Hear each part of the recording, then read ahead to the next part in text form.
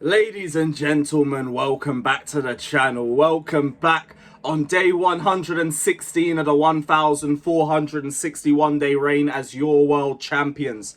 And for the time being, we're second.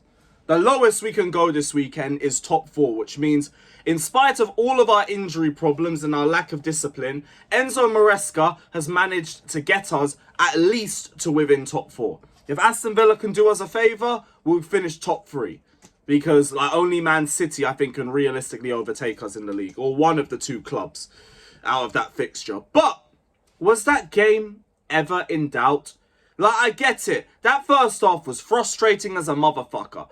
But that first half showed to me that the system was fine. The problem is the forwards are not finishing their dinner.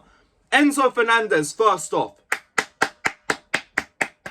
That is going to be one of your best performances in a Chelsea shirt so far. You controlled everything.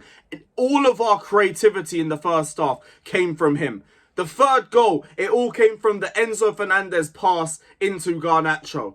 I think he played a part in the first goal as well. Man could correct me if I'm wrong. But everything was flying through Enzo Fernandez. And this game was all about him.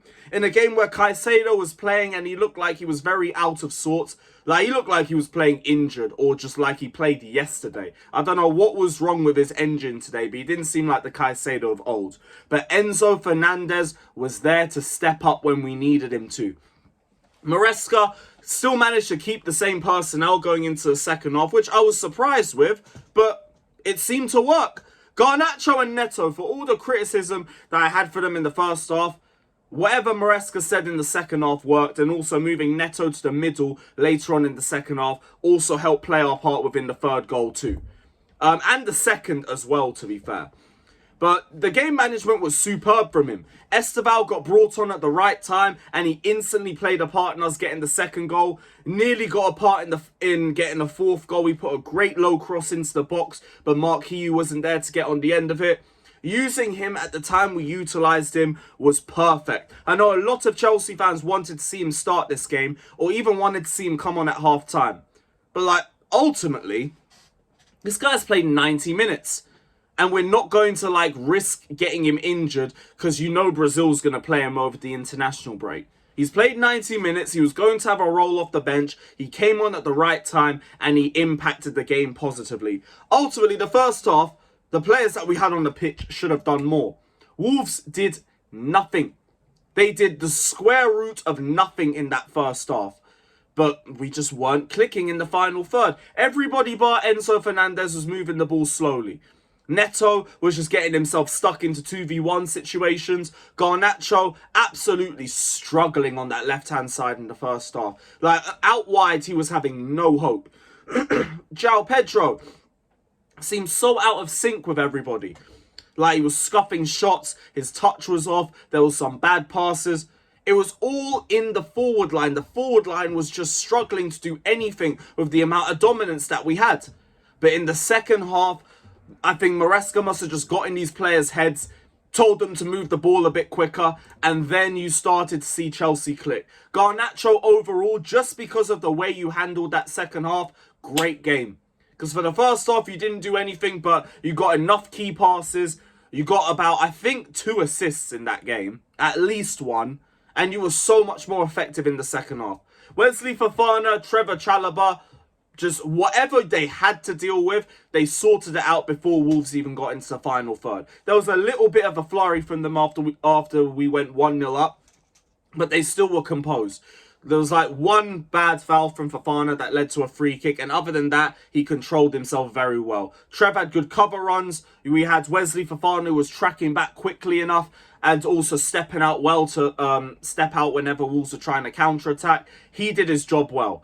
Estevao, you already saw what he had as soon as he came onto the pitch.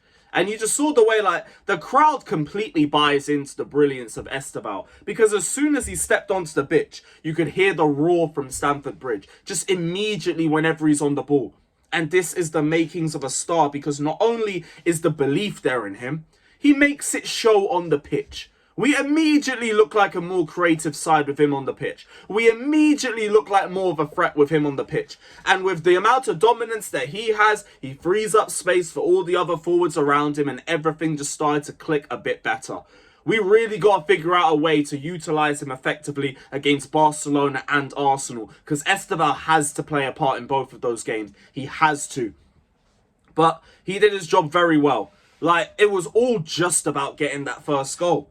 I understand everybody's frustrations at half-time, but the frustrations were literally because we didn't put the ball in the back of the net. As soon as that first goal comes in, the floodgates start to open. Wolves start to open up. We make attacking substitutions, which, again, big up the manager for. And then we put them even further into the mud with our attacking subs. Brilliant, brilliant game management from Chelsea. And all it was about was us just getting that first goal.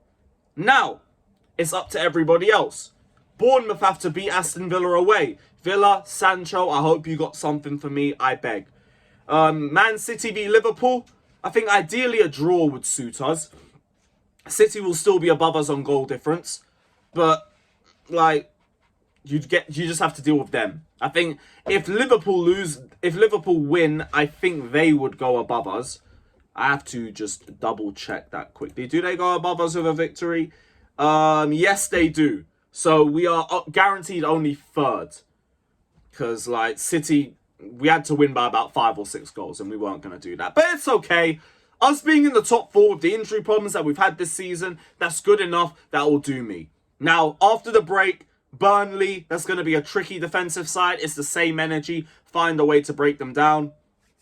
And then we have low block, well, not low block FC, set piece FC, when the Groomers come down to Stamford Bridge. This could be a very, very big month for Chelsea. This could be a month of statements. But we have to do our job, and we have to do our job with conviction. Hopefully Palmer's back ready and fit by then. And if we can get to December without another defeat, I think there's a lot that could be brewing in the second half of the season. We just have to go a bit game by game. But for now, we're doing our job very well.